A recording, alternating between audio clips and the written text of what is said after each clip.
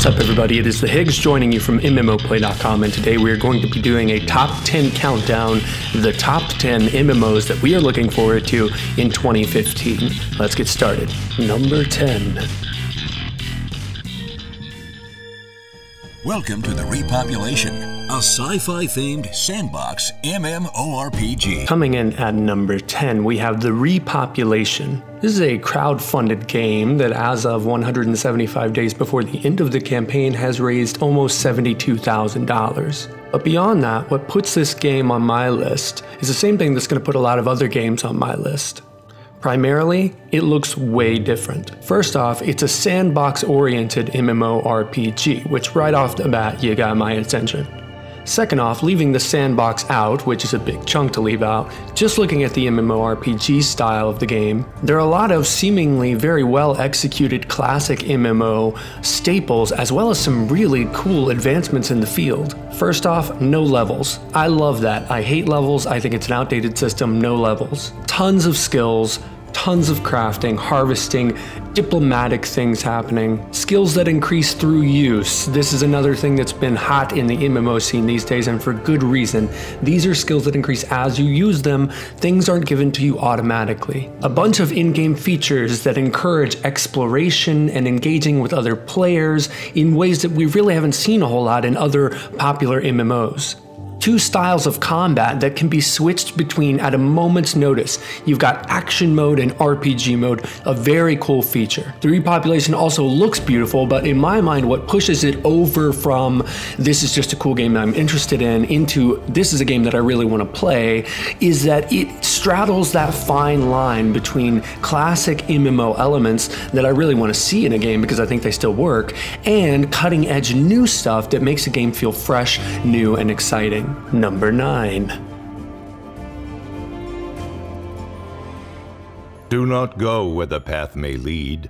Go instead where there is no path, and leave a trail. Shroud of the Avatar Forsaken Virtues. So this MMO is created by a team that includes the creator of the Ultima series, the director of Ultima Online, and the author of Dragonlance. It's an episodic MMORPG featuring 5 key episodes. So apart from a really cool and comprehensive storyline that you can dive into right now, what really makes Shroud of the Avatar notable, in my opinion, is some of the in-game stuff too.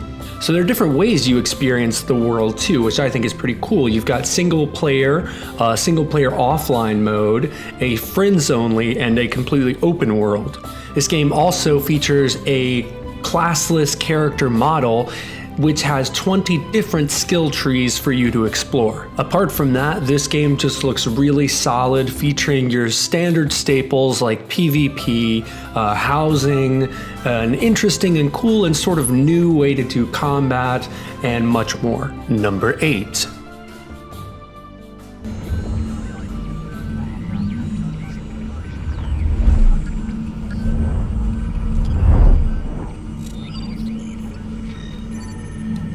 Next up is another crowd-funded MMO, Star Citizen. So this is a space MMO set in the distant future of our own humanity. It allows you to sort of stake your own claim in the vast universe and use a highly advanced spacecraft to explore and engage in combat. Speaking of combat, the combat for this game looks really intriguing because it's based around an engine that really allows the combat to be as complex as the player desires it to be. The player gets to manage all the functions of their spaceship, the thrusters, the shield, all of it. And in my mind, it harkens like a Jean-Luc Picard on the Starship Enterprise calling out commands. That's what combat feels like it's going to be similar to in this game. Again, the universe is vast. Graphically, it looks really interesting. And really, this game appears on the list because it's so different. I love a good space MMO, especially if it's executed very well, and because it is 100% crowd-funded, which I'm really interested to see what this sort of game with these sorts of challenges and all this new sort of styling and mechanics, how that is going to either succeed or fail under a complete crowdfunding model. Number 7.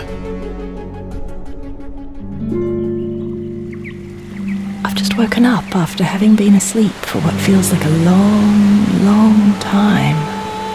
On a list like this, you expect there to be at least a few titles that could maybe, potentially, ultimately, completely fail. I think the next game on this list falls into this category, not because it's bad or I think it's going to be bad, simply because it's so groundbreaking and new and refreshing that I'm not sure the player base is there for it, although I sincerely hope that they are. This game is called Wander, and I guess you could call it an MMORPG, even though it's kind of its own thing. I think the only way to truly understand what this game is to read straight from the developer's website telling you what it is. Wander is a collaborative, non-combat, non-competitive MMO game focused on narrative, exploration, and joy. You begin as a tree. Storms that affect the known planets transform you and continue to influence your path. A rare flower has many powers that can alter your course. Enchanting opera singers guide you.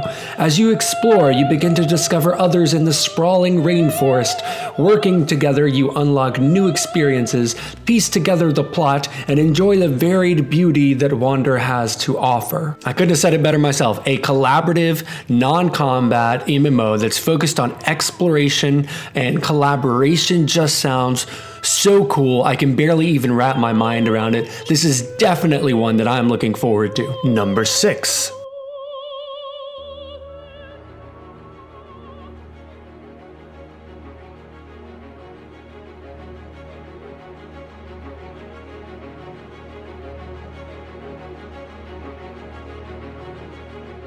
Next up on the list, we get to a new MMO that doesn't seem to introduce a whole lot of new gameplay elements, but just does a lot of really classic things phenomenally well. This game is called Black Desert, and it is the product of a Korean production company called Pearl Abyss.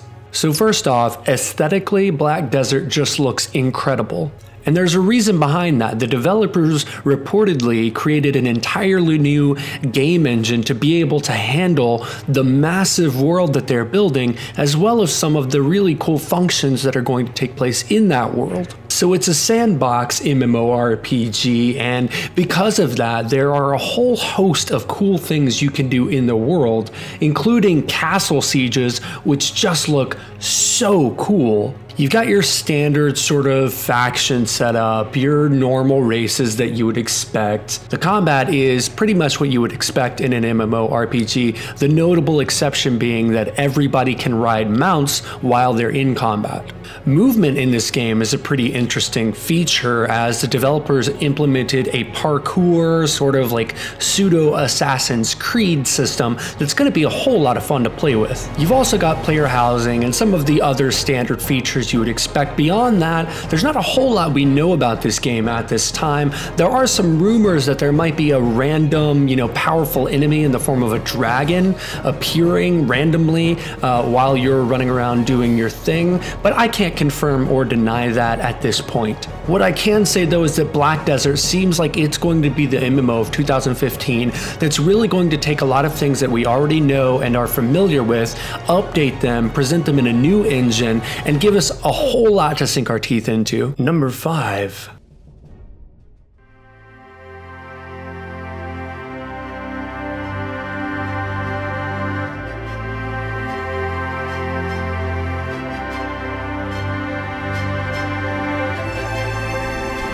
Next up on the list, we've got a very quick one for you called Landmark. So this is a completely open sandbox style platform in which you can literally build anything you want via a whole lot of really state-of-the-art world cultivating tools. But unlike something like Minecraft, this world does seem to have a physics engine built into it, which has a very strong influence on what you build. Apart from building, there's a lot of exploration, there's a lot of claiming of various lands that you come across. You can group up with players to help them build or vice versa, and that's pretty much it. Now, if Landmark were its own standalone platform, I think I would still have it on this list, but I put it so highly on this list because it's not its own standalone platform. It is actually a tool in a much larger game that we're going to talk about right now. Number 4.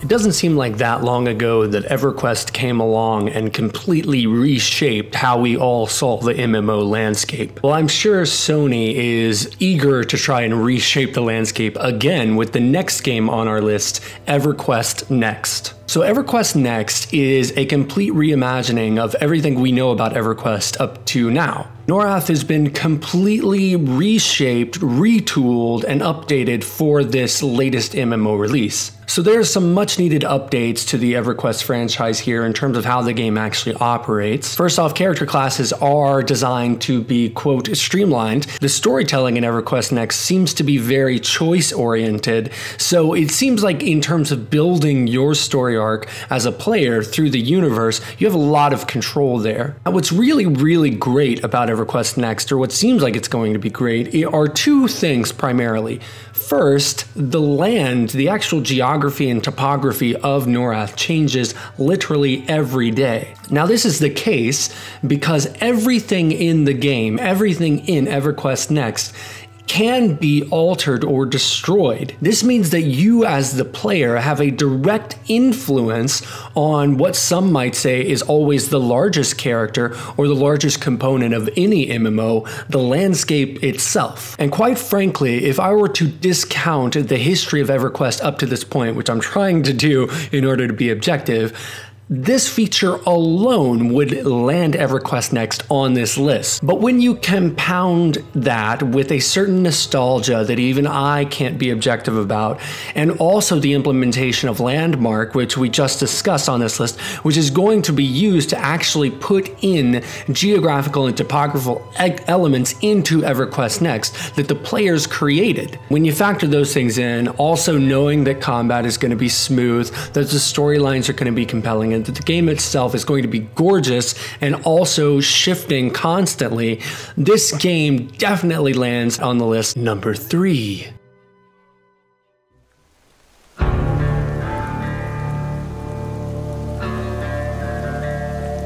Next up is a game that I reviewed with MMO-Play, reviewed the alpha client, H1Z1. So in addition to my gameplay walkthrough, tentative review, there's a lot of really cool things about this game that I didn't get to talk about. First off, if you haven't heard or you didn't watch my review, it is a zombie survival sandbox MMO game. So basically you are dropped in this world that has been overrun by zombies, and you just sort of have to figure it out. There's a heavy emphasis on exploration, on crafting, on scavenging, and on survival. Unlike a lot of other, Left 4 Dead style games, the zombies in this game are actually pretty smart, and you have to be smart to beat them.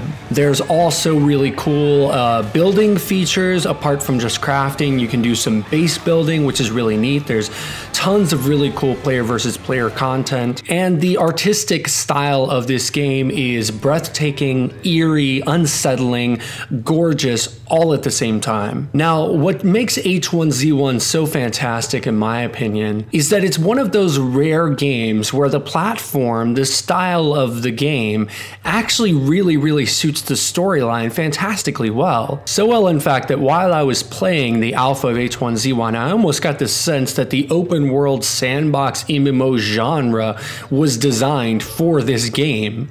I mean, when you think about it, being dropped in an unfamiliar world filled with dangerous players, dangerous enemies, and having to survive is almost the exact same thing that you would feel if you were actually in a post-apocalyptic zombie dystopia. So again, the style of gameplay matches the narrative so closely that you can sort of forget you're playing a game when you're playing H1Z1. And that level of immersion is exactly why I was so interested in MMOs when I first started playing. H1Z1 speaks to that compulsion that still lingers in all of us to be completely drawn in by an atmosphere, by an environment, by a gameplay style, and by an entire universe. It is definitely one that I've been playing since I reviewed it. It's one that I think everyone who is interested in open world MMO sandbox games should check out. And unlike a lot of the other ones on the list, it is one that is available right now on Steam for $19.99. So go check out H1Z1. You will be glad that you did. Number 2.